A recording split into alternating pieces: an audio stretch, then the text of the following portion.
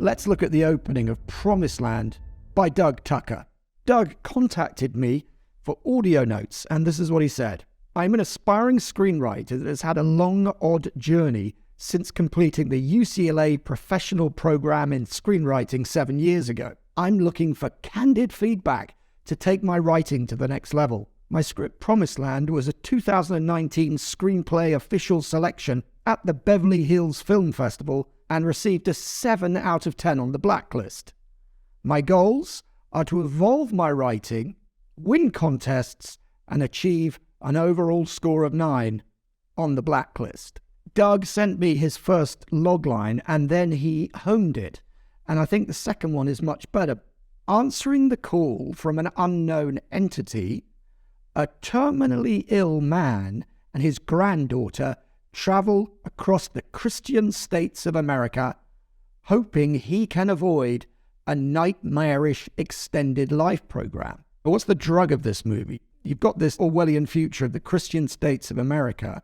It looks like a road movie of a granddad and his daughter, but the language of hoping he can avoid a nightmarish extended life program sort of trips up over itself because you've got the two of them and they're hoping he can avoid. It just doesn't seem like it's strong enough. So this is version 2. A terminally ill man must escape the Christian states of America and its ruthless enforcers if he is to avoid a nightmarish extended life program. Why is that logline better? You got the fact that he's terminally ill and actually he's trying to escape having his life extended because there's a nightmare program which is even worse than death. So I think this logline is intriguing, and based on this, I wouldn't be surprised if Doug's getting a lot of reads. But what kind of experience are the readers getting from his script?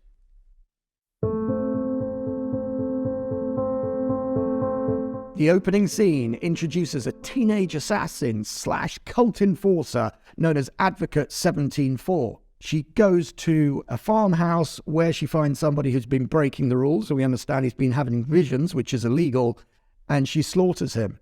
What we're going to look at is suboptimal prose, scene geography, and camera work, as in the cinematics. We're going to look at providing images, leading the reader from image to image in a way that's cinematic, but not over-detailed.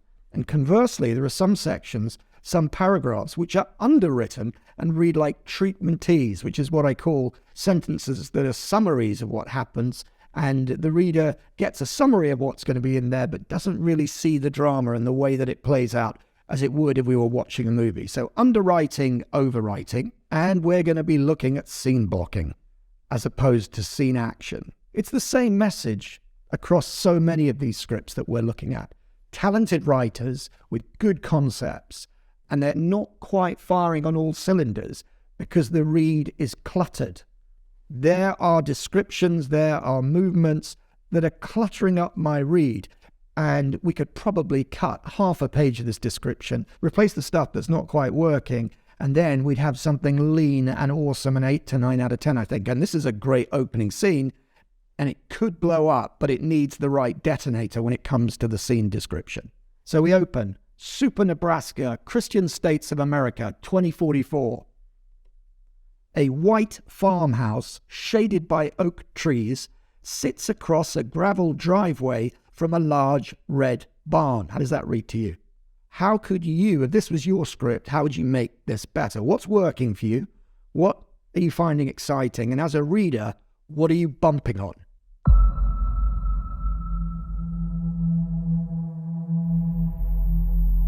Well, I'll tell you what I thought of it. I'll play the exact notes that I gave Doug on this scene. But I've come to the conclusion that if you have more than one preposition in a sentence, it normally means you're asking the reader to do too much work. So we've got a white farmhouse shaded by oak trees, sits across a gravel driveway from a large red barn. Across and from, that means my brain has to see the White House shaded by trees sitting across. I can't see any of this. The bright blue sky dotted with puffy white clouds completes the illusion of a better life. That's unfilmable. I don't know what that means. How interesting is it to read a bright blue sky dotted with puffy white clouds? And also large is a suboptimal adjective. And then you've got the third image, an out of place 2044. Why is it out of place? Bear in mind that Netflix say you have 15 seconds to hook a viewer. Look at something like Witness. The use of the landscape in Witness is masterful. These huge fields with the Amish coming through them and building. That's fantastic. But actually, a white farmhouse shaded by oak trees has got absolutely nothing to do as an image. You know, you've got gunpowder clouds hang heavy over a brick and mortar farmhouse. That's an image. That's telling us there's some menace in the air. But this, it doesn't do it. And the fact that there's a green grass patch in front of the barn is not material to my read. You've got a barn and this car pulls up. It's just not that interesting. We're going to do the cinematics on this. Is there a way that you could start on the solar power? The sun beats down onto the sonar panel on a Ford crossover. What I was suggesting with that is use the economy of film language to draw the reader in. If you're going to start with the sun, connect it with the solar panel on the car so that immediately tells us we're in a near future. Interior hay barn. Sunlight slips through a single dingy window, illuminating floating dust particles cut in and out of its rays. You've got 3 descriptions of boot steps here. You've got methodical boot steps. Then you've got these steps. By combat boots, it goes on and on. What do we need to see? I'm giving you a hard time, mate, because you're 6 to 7 out of 10. What is stopping you is there's too much of it, but you do get to it.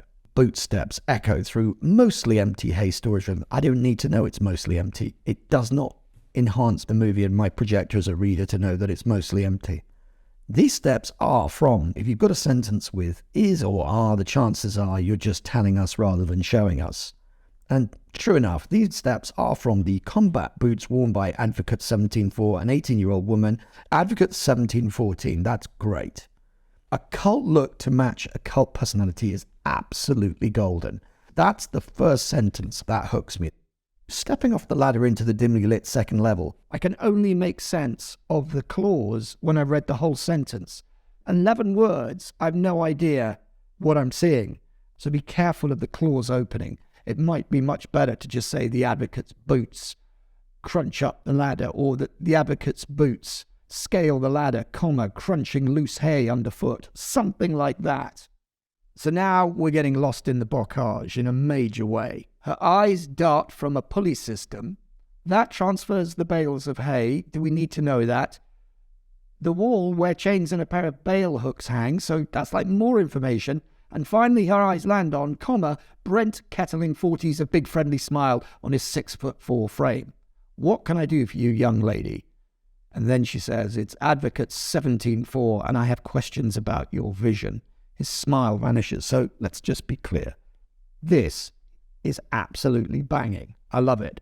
This is like treacle. We're getting lost in the bocage here. What do we actually need to know? You know, in a minute, she's going to use one of these bale hooks to impale him. But it's 4 lines of delayed gratification. Her eyes dart from a pulley system. What do we need here? Chains and a pair of bale hooks on the wall. And finally, Brent Kettling 40's, a big friendly smile on a 6'4" frame. So again, I would always suggest that we are giving our characters something to do. This guy's a farmer. Why don't you have him interacting with the bales? Can we not have him dealing with the bales of hay and her eyes tracking the pulley system, the chains, and a razor-sharp bale hook? They then have a fight. Farmer chucks a couple of punches and she skewers him. Let's hear the notes. I've given you a lot of shit about bits and pieces, but the drama and the questioning and the fact that he's this big guy and she's only 18 and she's the dangerous one, brilliant. She takes a few steps toward him. That's very vanilla. In your movie, you'd see her take a few steps. Now, how do you write that? She strides towards him, boots thump per meter in seconds. I don't know. Come up with a voicey way to make it dramatic. This is what I call treatment tease. The farmer throws 2 big punches. That would describe what happens in the scene. We have to move away from this habit of writing treatment tease and summarizing what happens in the movie rather than dramatizing it.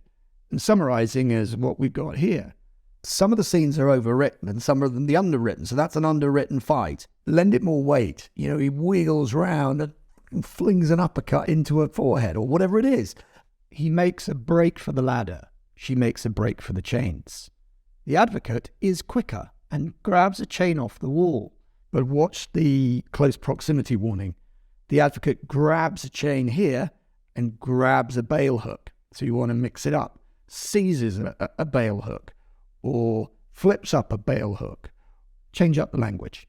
She whips it at Mr. Kettling, wrapping his foot, and with a jerk, she takes him off his feet and releases the chain when he falls through the opening to the lower level.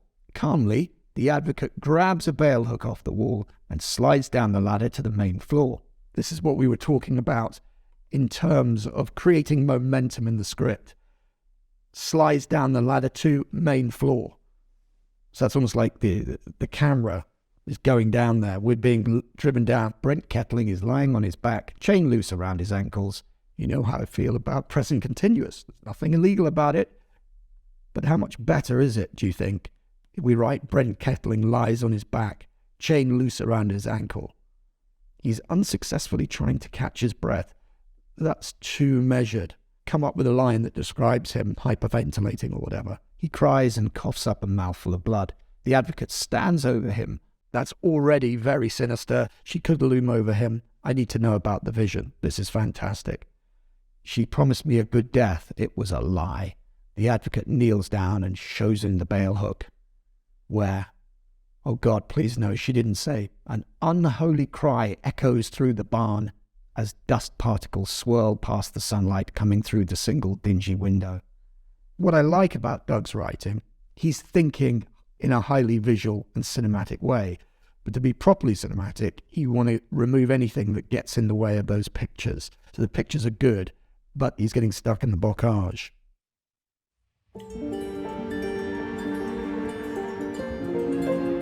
Let's look at Doug's rewrite. Exterior, Nebraska farm morning. Dreamy white clouds reflect off the solar-paneled roof of a crossover. It tiptoes to a stop in front of a crimson barn. I think, particularly with this story, it would behoove him to be a little bit more cinematic in terms of creating an image that sums up the whole movie and the thematics with this opening image. This movie is all about zealotry. Could you start with the burning orb of the sun? Reflects off the solar-paneled roof of a Ford crossover. It tiptoes to a stop in front of a crimson barn is nice. Crimson barn, we've got some nice colour theory, the threat of violence, the threat of terror. And then we're off. Hay barn, you don't need to say moments later. Natural light slips through a single dingy window, illuminating dust particles floating in and out of its rays. It's a very nice cinematic lighting description. Polished tactical boots methodically echo through the hay storage room. Advocate 17-4, a 20-year-old woman donning a navy polo and khaki cargo pants, a cult look to match a cult personality, stops and scans the room. This is almost there. I love the copywriting, a cult look to match a cult personality. I wouldn't say donning in the present continuous because that sounds like she's putting it on. So it's either clad or another word that suggests that she's sporting a navy polo and khaki cargo pants, a cult look to match a cult personality. And look at the key controlling active verb. She stops and scans the room. Stops, starts is not great. Could it be she stands stock still, scanning the room? But these are tiny things. This is working really well. Hay barn, second floor. Advocate 17-4 steps off the ladder into the dimly lit second level. Loose hay crunches under her feet. Let's have a look at the new character intro. Her eyes meet Brent Kettling, 40s. A big friendly smile on a 6'4" farmer. He effortlessly tosses a hay bale onto a stack. What can I do for you, young lady? It's Advocate 17-4. His smile deflates. The advocate's eyes dart around the loft, pausing on chains and a pair of bail hooks, then back to the farmer. I think this could be even tighter.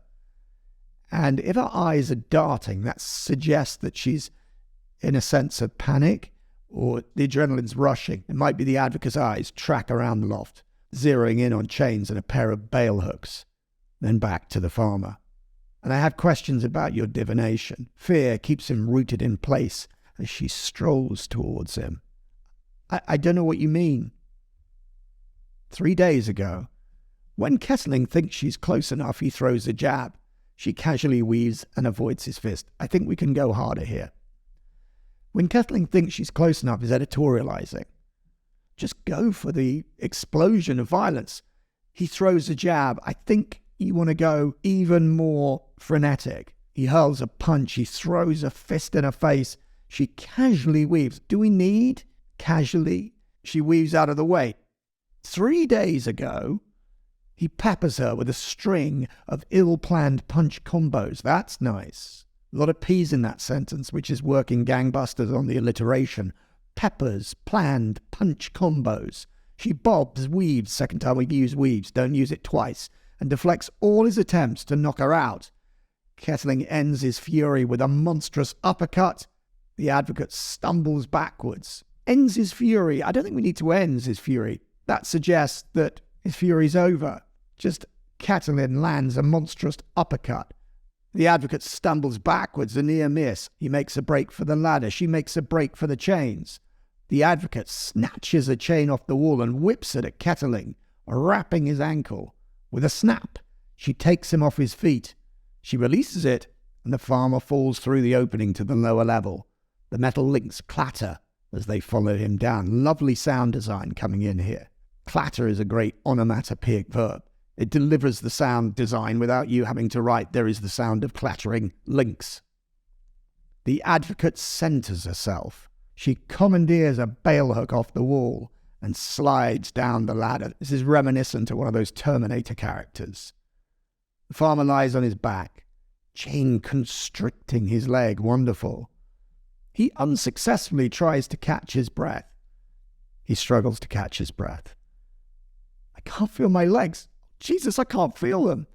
He cries and coughs up a mouthful of blood. He cries or he weeps. It's one of the best lines in the Bible. Jesus wept. The advocate stands over him.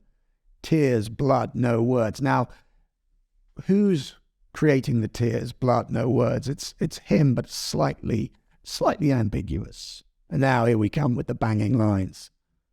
I need to know about the vision. He takes as deep of a breath as he can. She promised me a good death. The advocate kneels down and makes sure he sees the bail hook. Where? Oh God, please no, she didn't say. Please God. Kettling's wail echoes through the barn as dust particles whirl past the sunlight.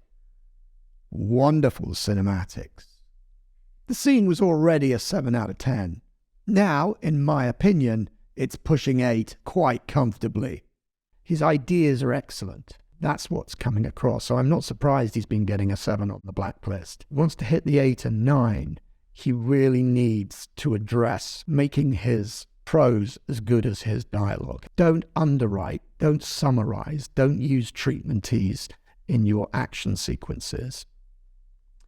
And then don't overwrite. Don't tell us all this information that you can see in your movie because it's not relevant to my movie, the reader's movie. There's a lot of detail in here which is not as interesting as what is in Doug's head.